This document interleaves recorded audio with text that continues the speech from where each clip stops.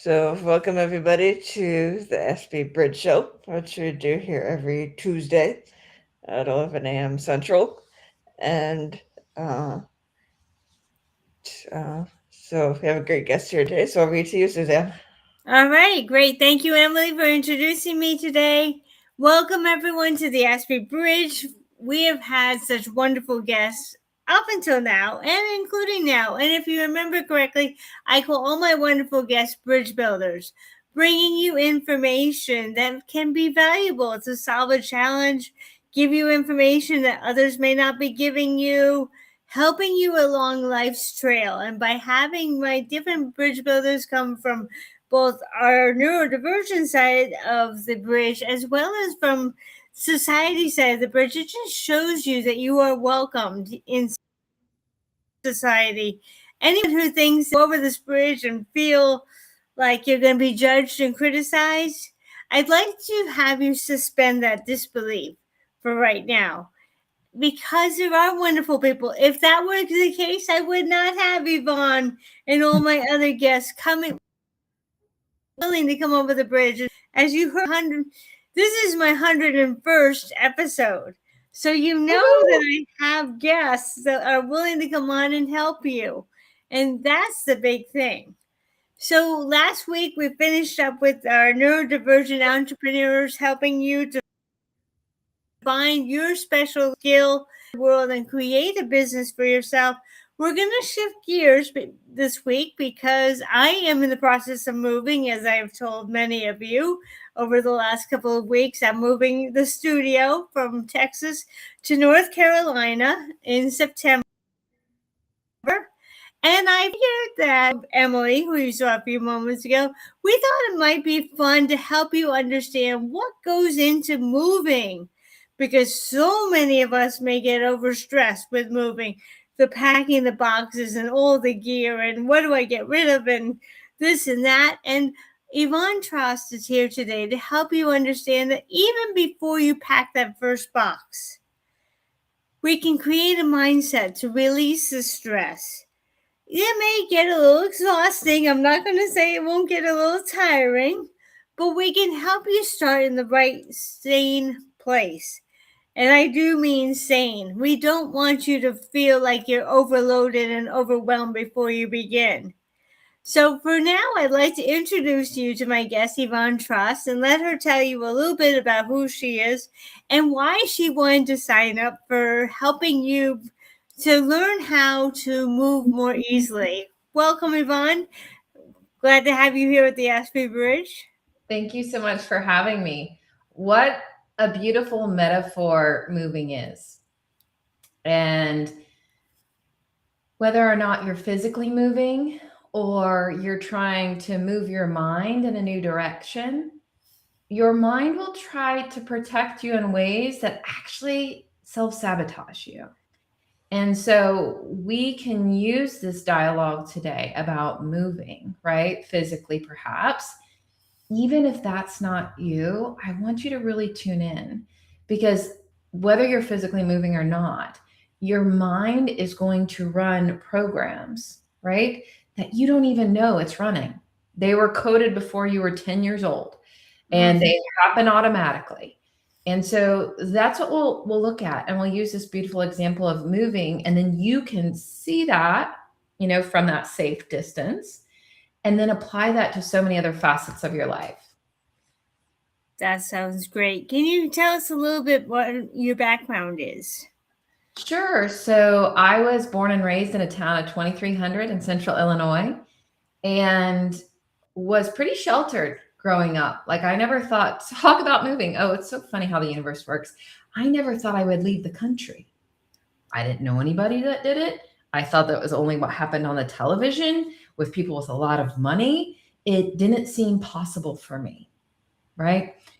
When I went to college in St. Louis, my roommate says, "Hey, do you want to go to Spain?" I'm like, "Go to Spain? Why would I go to Spain?" We had a campus over there.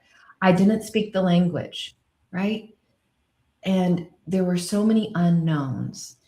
And it's a beautiful example that we'll talk about with moving. People fear the unknown, right?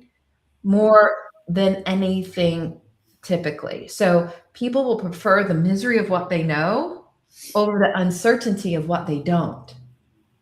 And that was most of my life. And I was constantly trying to prove myself. I got grounded if I didn't get straight A's. I always got compared to my classmate. My parents loved me dearly. The only way that they knew though how to love is like through this lens of fear. Right? Very familiar. Yes. Before, right?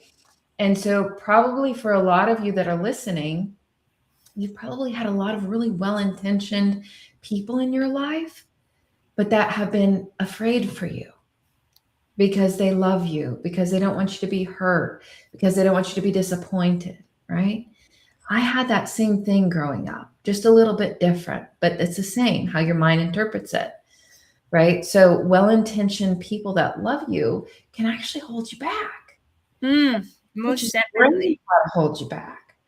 So anyway, it took me, spending many years working myself away, rushing into a bad marriage, staying in a bad marriage for, I guess, probably 7 years for my kids. Thought that was the thing to do, right? Even though it's so cliche, but true.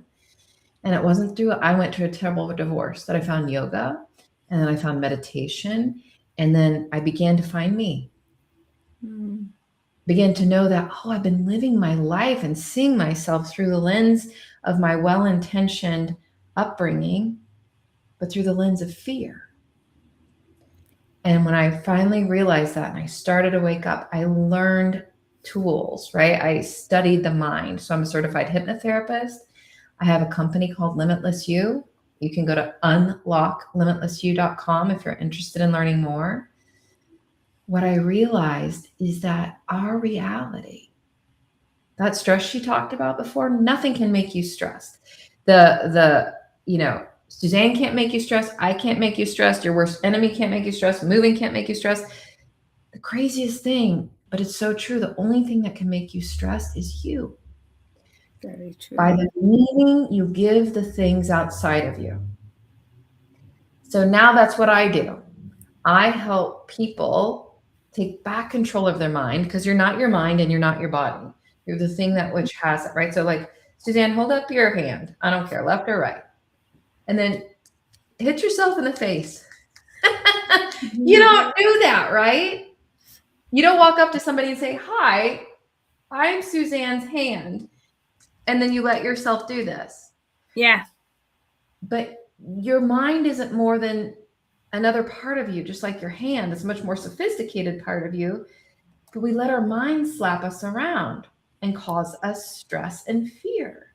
So I'm in the business of giving you back the power of your imagination, putting you in charge of your mind. So whether you're physically moving or mentally moving, nothing can stress you out. That's who I am and what I do. Does that answer your question? Perfect. Yes, absolutely. Yeah, it's all in a decision. You can make it neutral. It's just a part of life where we change. We change households, we change clothing, we change our plans sometimes. And just because you're setting out on one direction doesn't mean you can't pivot to another if the situation warrants it. And you get to decide. That's the big thing right there that I want to help you understand. And I love the fact that, Yvonne, that you were talking about parents, well-intentioned parents that want to keep you safe, keep you close, keep you under wraps so that you never experience the world. But that can dash your dreams. It can dash your hopes. It can dash your independence and your way of doing things on your own. And I want to say part of my moving is so that I can find that freedom to dream again, to live on my own, to support myself, to live with the uncertainty that can be good. And that's the big thing. Uncertainty is bad. And that is the really big situation. The beginning of the move is choosing. Where do I want to be? Who do I want to be surrounded by? And what kind of activities will be there when I go. And that doesn't require a single box. at all. Making decisions on where, who, and what you would love to do in this new location are the biggest parts of it. Maybe there's something you can do here that you didn't realize before. Because sometimes everybody likes to look on the other side of the grass is always greener over there. And we forget that it sometimes can be green here under a different set of parameters. Now, why am I moving? I want to move closer to my girls who are in New England. I had a daughter who just got married in April. They were coming to Texas pretty regularly to get ready for this wedding. And now that they're married, they have other places they want to explore. And they're going to have my grandchildren soon. So I decided not that I want to run away from anyone I want to be closer to there. I want to be closer to my girls. I want to be ready so when the grandchildren do come, I'm not 6 hours flight away from them. And so that's the choosing. Where? I always loved North Carolina. I took both of my girls down to North Carolina to look at colleges. It was getting me out of the New England weather, which I wanted. There's another choice. I wanted to leave New England weather, and I wanted to be still on the East Coast. How I got to Texas was because of well-intentioned that in order to help me, I needed to be close. And that was 9 years of trying that, and that didn't fit anymore. So there's another decision right there. So the real beginning of a move is a decision. Can you go on with that, Yvonne? Yeah, what I really love, we can use your example. So, yes, it's a decision, it's a choice, but who's making it? Here's what I would invite you to do. When you answer those questions that Suzanne gave you, I want you to dig deeper and say why. A lot of the times people make decisions, and Suzanne gave a couple examples. Maybe they're running from something, or maybe somebody else decided for them what's best, but never really got to know them or to ask them or to really dive into a conversation. So yes, choose. Yes, ask those questions, but don't rush it. Mm-hmm. Who is answering? Is your authentic self answering, right? Is your curiosity, is your imagination answering? Or is your conditioned inner child, the one that was conditioned by either loving or unloving parents, by your community, whatever influenced you as a child? Who is answering? Because most people, right, no matter what your situation is in life, I would say the grand majority of people are making decisions, but they're not really the ones making the decision. It's somebody else, somebody that's conditioned their mind. So I have this fun little tool. If you go to unlocklimitlessyou.com/resources, there's a tool called Getting to the Root of It. And so when you ask Suzanne's questions, you say, okay, well, what's your wish? Maybe your wish is to move there. Like she said, her wish is to move to New England. Why is that important to you? Well, she answered that. But then I would ask her again, well, why is that answer important to you? And you go 7 or 8 layers deep. And when you do that, you might begin to cry. You might discover something you never knew, but you're going to get to you versus the conditioning reasons. And then when you get down to 7 or 8 layers deep, then you're like, to Suzanne's point, it might not be a move that you need to do anyway. Quite often, people will make decisions based upon surface level answers or inclinations that are conditioned. And then they spend their life chasing, running around all over the place and never feeling satisfied because they never actually had tuned their compass. So yes, make decisions. Yes, choose. Yes, ask questions. But make sure you know who's answering. And it's not your conditioned self. Yeah. it's I heard about the why. And I think that Yes. that is so important because you're right. It can bring up some trigger points. And those trigger points, I don't want you to be afraid of. It is a way to heal. It is a way to look at, am I resisting or am I moving towards something healthier? And so often you do need to allow the tears to come to realize what they mean to you. And as I say, no one is holding me here in Texas anymore, except for maybe my family wants me to be held here. And I'm choosing that that's not the right fit anymore. And that goes right into, why are we resisting change? Well, sometimes change comes because the current life you live in no longer fits, but it's what we know. Mm-hmm. It's the people who are here that you're like, but I don't want to leave them. And once you move to a location, you're not really leaving them. You're taking your possessions and putting them somewhere else, but you can still come back and hold on to that string that you have here. And I want people to know that when you move from point A to point B, you're not really leaving a particular place. You bring the memories, you bring the people that were positive. Sometimes we do bring a few of the negative people in our lives as memories, but they're lessons. Don't let someone's influence over you be a reason why you're running away from them. Take the lesson that person offered. Okay, understand now. You're afraid that I'm going to get hurt. You're afraid I'm going to run out of money. You're afraid that I'm not going to do well in another part. Okay, thank you for that lesson. I'll be aware now of what I need to keep in mind. And it's healthy to have a healthy dose of doubt. And I questioned her and I said, it's healthy to have concerns, not necessarily doubt.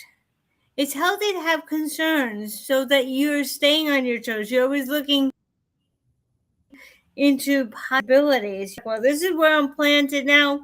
This is what I'm doing. Tell us what you think about resisting change, Yvonne.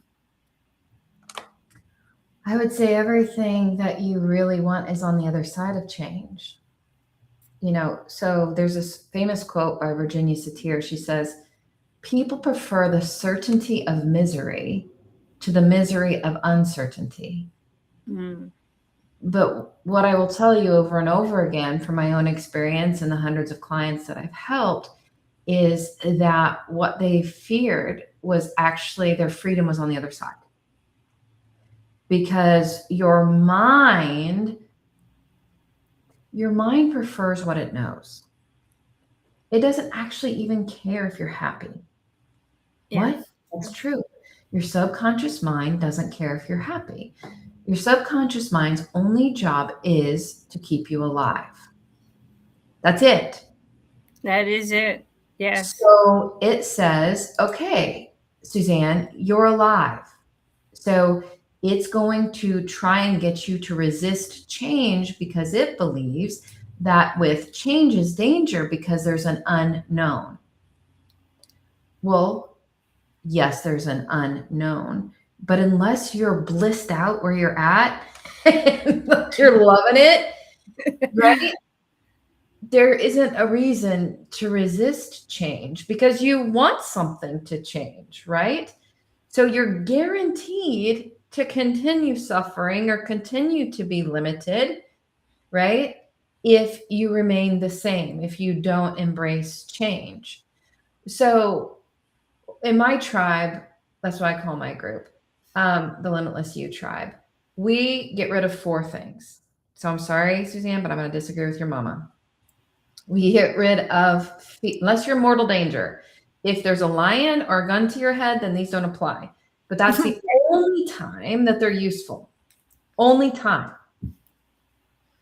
So we get rid of fear. we get rid of judgment of self or others. We get rid of self-pity or self-victimization. And this is the one your mom is not going to like. We get rid of self-doubt. Mm-hmm. Those 4 things will never, direct message me if you have an instance where you're not in mortal danger that they are useful. And I would love to engage in a conversation. They are never helpful. They're never working for you. Your mind thinks it's working for you because it's saying you're alive. This is how I keep you alive. I don't care if you're unhappy. I don't care if you're limiting yourself. I don't care if you're suffering. I'm going to keep you alive. So if any of those 4 things show up in your life, go back to Suzanne's advice of asking questions. Well, why am I afraid? Why am I afraid of that? And then answer, why am I afraid of that? And most likely, and this is where a friend helps, a friend or a coach or whomever, most likely, even if you get to an answer, it's not true. It's a limiting belief. It's not provable, but your mind will try and convince you that it is. So sometimes if it's a story that you've been telling yourself over and over and over again, right, you might need somebody else to help you see it in a different light. Does that make sense? It does to me. And I want to point out one thing that came to my mind was, if you think of the Grand Canyon, there's a huge gap between surviving and thriving. Do you want to stay on this side of the Grand Canyon and just survive with everything in place? Or do you want to get yourself to the other side of the Grand Canyon and see the perspective from the other side where you're thriving? Yeah. Do you need to know the answers now? All the answers now? No. And in my community, we say, put the how on hold. Right now, I have some choices about what kind of work I want to do in addition to my coaching over to the other side. Is that gap going to kill me? No, it's just adventure. If you can change uncertainty with adventure, then you'll be able to put it into maybe a brighter light. If you really go all the way to adventure, go to challenge. I'm going to challenge myself to see what's on the other side. Absolutely. And what I would say is sometimes it's easier said than done. And here's why. By the time you're 35, 95% of what you say, do, and think is driven by your subconscious mind. And it's your subconscious mind as well as the part of your mind that's been stored in your body. So there's this thing called the vagus nerve, and it connects your brainstem to all your organs of your body where you feel all the sensations. And we spend a lot of time in our society trying to numb out and not pay attention to sensations in our body.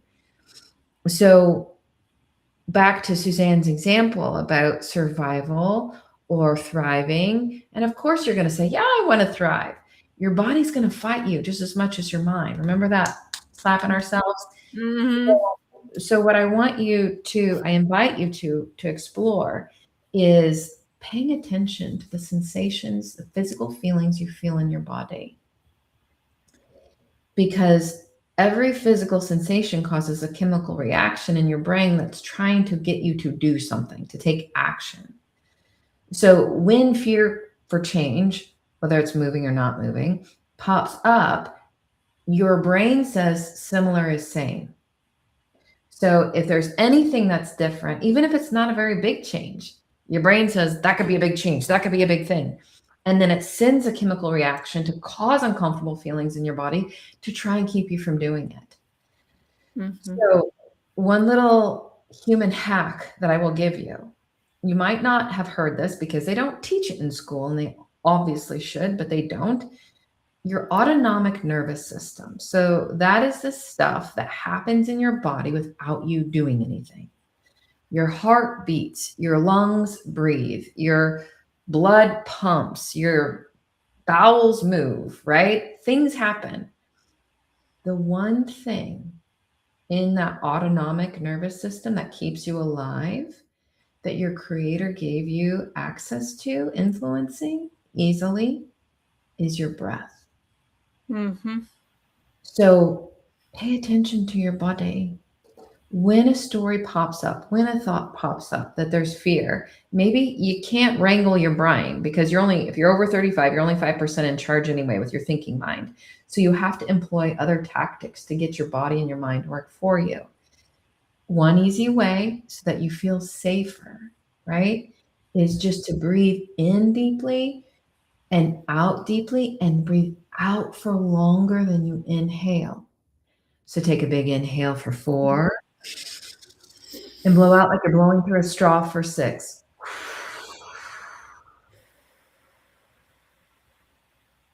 Do that 2 more times. Inhale for 4. Blow out through a straw for 6. Last time. Inhale. Blow out.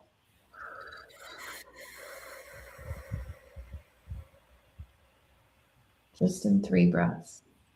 Suzanne, do you feel any different in your body? Oh, definitely. And in fact, it's so interesting because I was talking to someone last night who is a smoker, and we have a couple of smokers at my job, and they go out and smoke. And they get that same sensation, but they're putting some of the toxins in to get the toxins out. And I said to my friend last night, I said, when I'm feeling anxious, I don't have to go out with a cigarette in my hand. I can stand right at the register and do that. And I'm like, and Yeah, it's the same sensation that others get when they're smoking that you can have anywhere, and you don't have to leave your location to do it. Maybe you can go into a private corner if you feel like you're going to be uncomfortable doing it out in the middle of a store or something. But you know what? Just that breathing and blowing out through the straw is such a release. And absolutely. it just slows down your heartbeat. It slows down your thinking, and it says to your stomach, you're safe. Absolutely. Because if a lion was chasing you, you want to be able to slow down and do that. So it switches your autonomic nervous system from fight or flight or freeze to rest and restore. And it says, I'm safe. Interesting fact, a couple ideas you can share with your coworkers. Do you know why people smoke? Why do people tell you that they smoke? Recreation, and this is what they tell me. It's recreation. It's a break from work. It's a way to get away from people. All Yeah, those things. they do it to relax, but the nicotine doesn't relax you. What happens is 2 things. One, you just noticed. They're breathing. They probably don't breathe properly. A world is full of shallow breathers, right? And so that's the one thing we can't live without unless you're a free diver. That's the one thing you can't live without for more than 4 minutes without causing harm, right? That's how powerful of a key your creator gave you.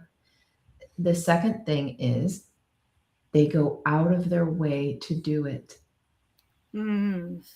Anything that you go out of your way to do, your mind says must be good for you. Anything you go out of your way not to do, your mind says must be bad for you. So I want you to think about, like, they got to go to the store. They got to pay like crazy money now for cigarettes. So they got to earn a lot of money.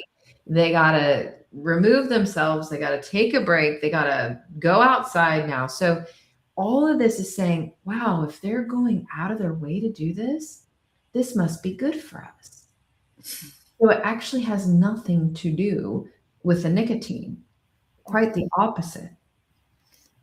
So I want you to think about, as we talk about change and moving, what do you go out of your way to not do that actually is good for you or that you want to do? And then you start asking why. And then you see those limiting beliefs. right? It's fascinating, our human mind. And that brought up people pleasing for me.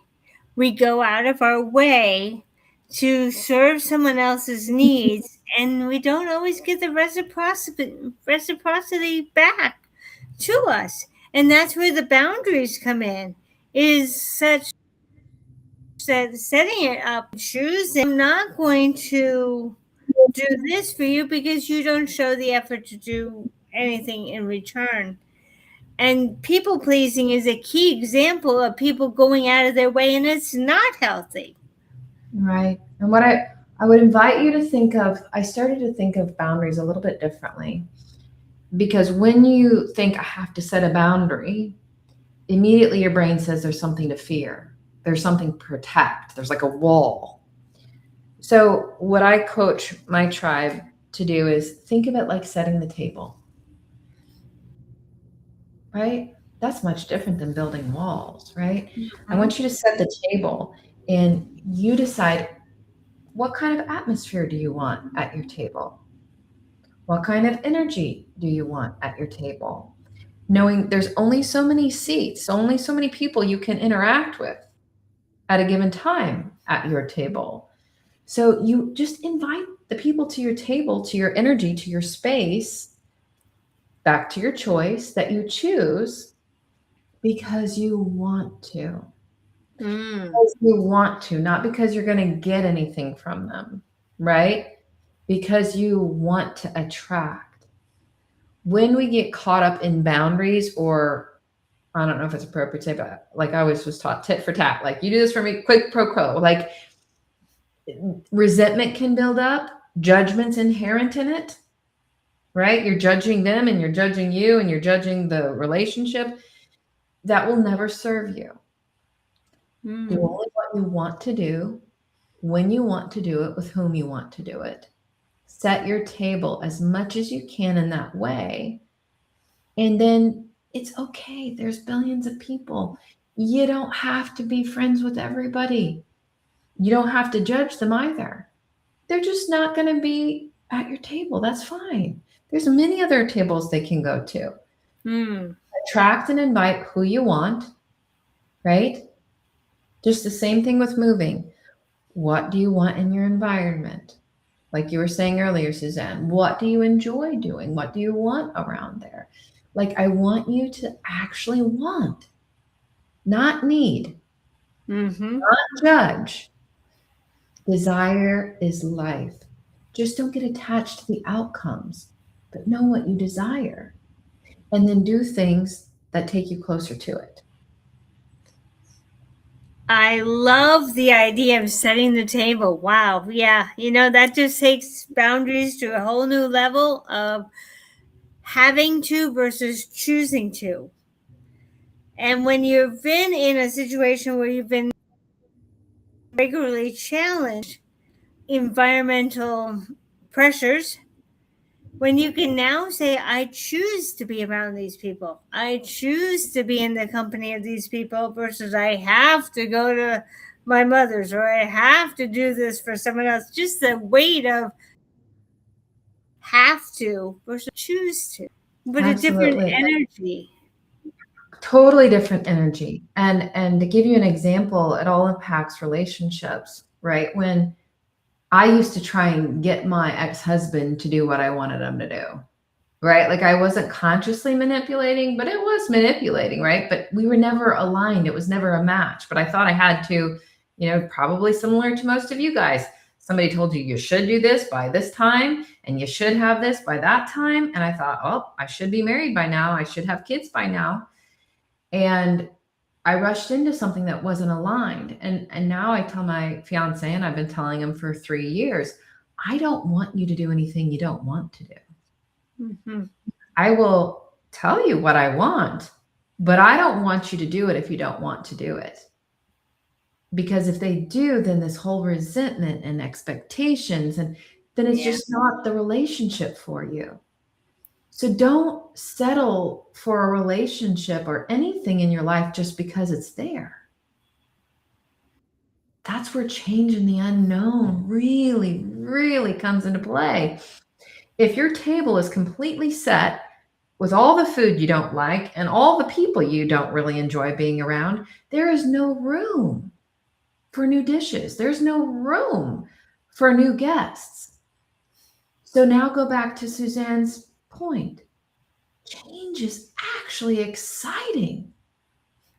Change opens up the world to align to what you love. Mm-hmm. You got to give it some space and room. Exactly.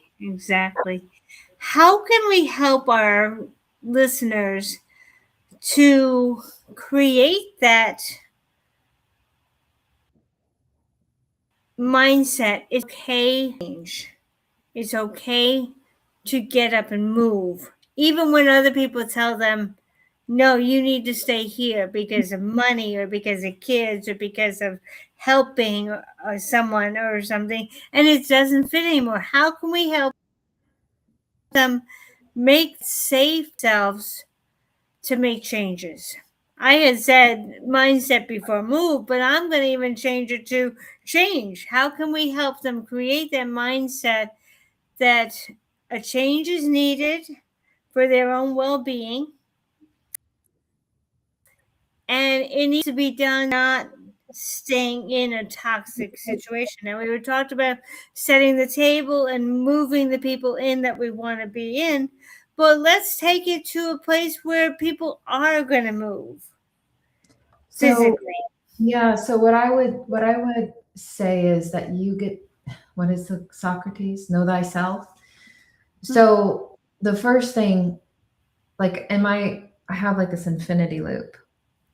And on the infinity loop, the first step is to realize, right? Not just with your conscious mind, but with your subconscious mind. So have an awareness. Don't react. Reaction isn't necessarily conscious choice. I want you to consciously choose. So know thyself. There's something that's super easy. If you go to unlocklimitlessyou.com/quiz, it's a free quiz. It takes less than 5 minutes. It's 12 questions. And the way you answer it will help me help you. I'll send you some, make sure I don't show up in your junk mail. If I do, go get me out of there. But it helps you understand your self-love of your way of being with yourself and your way of being with others. So before you judge if you move or you don't move, you first got to know yourself a little bit, right? And you have to know what's loving to you. I'm not going to shit all over you and tell you what that is. And I don't want anyone else to shit all over you and tell you what that is. I want you to figure out what that is. And so you have to know yourself a little bit. Let me tell you this concept of something real quick. I think a lot of your listeners probably have it based upon my limited knowledge of the environment that you guys have to operate in when you're young. Have you ever heard of counter will? No, I haven't. Okay. Counter will is something that your mind and your body has you do, whether it's good for you or not, just because it's something different than what somebody's telling you to do. So when you're young, right, a lot of children, all children have a healthy amount of counter will. Because back to your earlier point, you have to establish independence so that you can survive in life. So if you yourself, or you know of children where it's like, you know, the classic, I'm not going to eat my vegetables, right? The vegetables are good for you. And as an adult, you sometimes even like them. But there's no way you're going to do it when you're young, because you got to resist being told what to do every step of the way, including what goes in your mouth, because that's about the only thing you actually can control as a child. Right? Right. Counter will is a part of the human design so that we resist being controlled, so that we can establish independence, so that we can survive. So if you were not able to have a lot of independence as a kid, right? Your counter will didn't win. It was stacked with you. right? That is correct. That continues much more into adulthood then. Codependency. Yes. If you have not read Melody Beattie's book, I think everybody should read it. Codependency No More. The new Codependency is the latest version. I think is the best.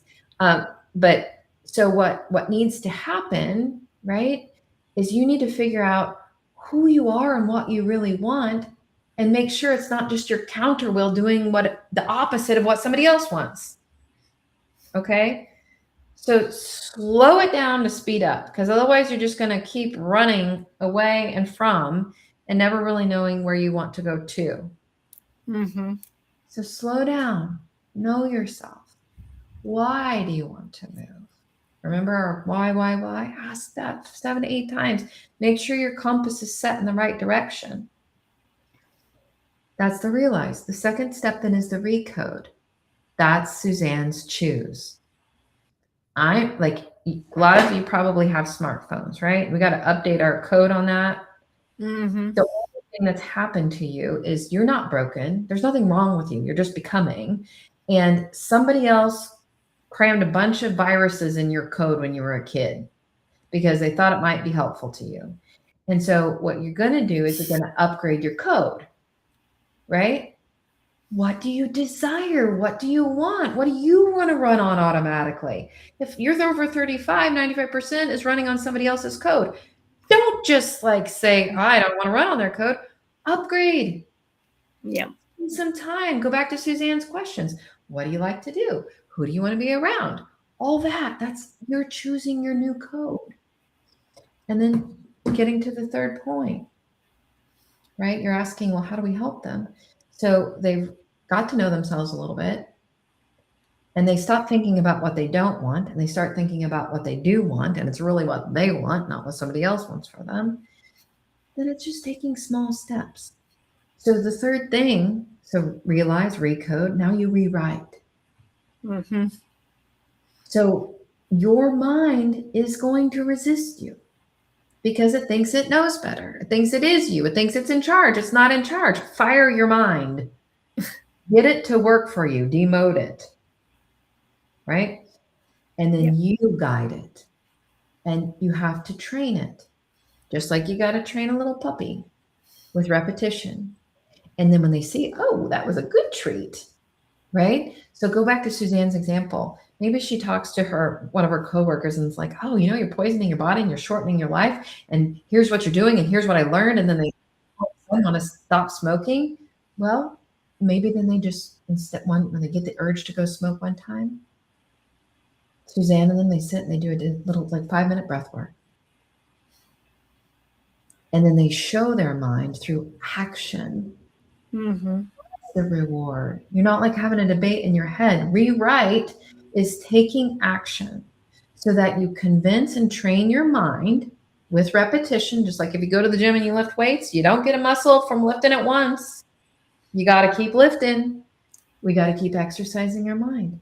And then eventually, after enough exercise, your mind runs on automatic programs that you chose, where you don't have the fear. And rather than, like Suzanne was saying, right, fearing, you get excited. Like, oh, what am I going to learn? How am I going to grow? Oh, yes, I'm going to make some space at this table. That's how this works. Realize, recode, rewrite. Why? What wraps it all up? The relationship with yourself. You will be with yourself 24/7 for the rest of your life. Your relationship with yourself is the most important one. The most important one. And so if you don't have a relationship that's good with yourself, I guarantee you will not have good relationships with anybody else because you cannot give what you don't have. So all that over pleasing is a bunch of BS. You're not pleasing them. You'll never please them. Maybe temporarily, but not long lasting. And then you teach them how to treat you by not putting you as a priority. So that's a long answer, but it's a really easy formula. It's Realize important. what you're doing. Choose what you want to do instead. Take small or large steps. to prove to yourself that it's actually what you want. And hey, guess what? What if it isn't what you want? Well, you know more today than you knew yesterday, and you can choose something else. Ah, I love that you stopped right there because I have a key example to help my listeners. And that is that I moved to Texas in 2017 with the belief of improving a relationship. And I was very much trying to have the relationship with myself at that point. I moved 6 times in 9 years, trying to find the right place for me when I knew in my heart that Texas was not where I wanted to be in the first place. So I kept moving, thinking the next place would be better. And I'd be okay for about a year and a half. And then I get that itch to move again. Because what my mind was saying is, yeah, you keep making changes that you think are appropriate and will match someone else's belief in what you should do, but you're not making the change for you. Yeah, absolutely. Absolutely. And so it's like, I can't move anywhere in Texas where I'm going to be free of what I think I need. Absolutely. Or we're not going to find the freedom within Texas because it's not the right fit. Yeah. And you only know. That's why I said don't believe me. Don't believe Susan. Don't believe your parents. Don't believe anybody automatically. Test it out. Everything that I said today, don't believe me. Just go test it out. If it works for you, awesome. Keep using it. If it doesn't, throw it out. Try something different. But figure out how to choose for you. Love that example, Susan. It's very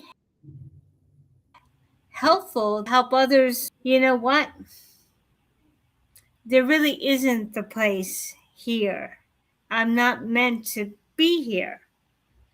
And if I can save some people 2 or 3 moves trying to find their place, great. If you need to go through the process in different situations to make sure that the big change, then you may need to do that. But don't put yourself down for needing those changes. You were taking the baby steps to really know who you are. I found out that there's no place in Texas where I'm going to finally feel settled because I didn't move to Texas for me in the first place. I moved for someone else. And that's a big thing right there is where do you really want to be and where are you now because someone else told you you should be? And that's someone else shooting on you. Yeah. Literally. So what can we help other people understand when someone who needs support? Meaning there are so many people, and I'll give you an example right now from the standpoint of my brothers helped me move into this current apartment without understanding that apartment buildings for neurodivergent individuals are not sensory safe in the places. So they thought they were doing this wonderful thing of helping me move into a place that wasn't appropriate. How can we get others to understand that they need to listen first to what is needed? And maybe I'm answering my own question here, but I'm going to let you go on. How do we help people to say, what would you like? How can I? This is what you should do. Yeah. There's another great free tool, and it works for everything. It works for this. It works for everything else. I call it my joy regenerator. So if you go to unlocklimitlessyou.com/joy, it shows you how to do the breath work. It helps you understand what you need to understand, but then it also ends with a little script, and you can print the script. You can make it your own. But here's the thing. Remember the 4 things? One of the biggest things is judgment. Take out the judgment. Don't make them wrong and you right, because then you just create a deeper abyss. Remember that Grand Canyon Susan talked about? When you use judgment, you create more separation. So first thing is getting rid of judgment. So if I were talking to your brothers, I would say, hey guys, it's not your fault. I really appreciate everything that you've been trying to do for me. And I know it comes from love.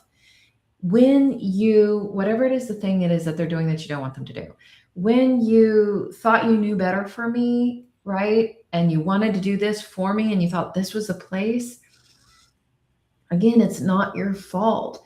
But the story that I made up in my mind was that you didn't trust me.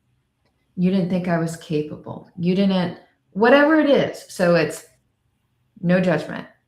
It's starting out. It's not your fault. When you said or did this thing, now here's what it is, because it is just a story in your head, right? They can't make you feel anything. They can't. Only your mind can. Remember the beginning of the conversation? When, not your fault, brothers, whomever, when you said or did the thing, the story I made up in my head was, right, whatever the feeling, right, whatever the story was, I'm not good enough, I'm not smart enough, I'm not rich enough, I'm not pretty enough, whatever the not enoughness is. And it made me feel whatever the feeling is, angry, sad, miserable, worthless, whatever the feeling is. I know that's not your intention.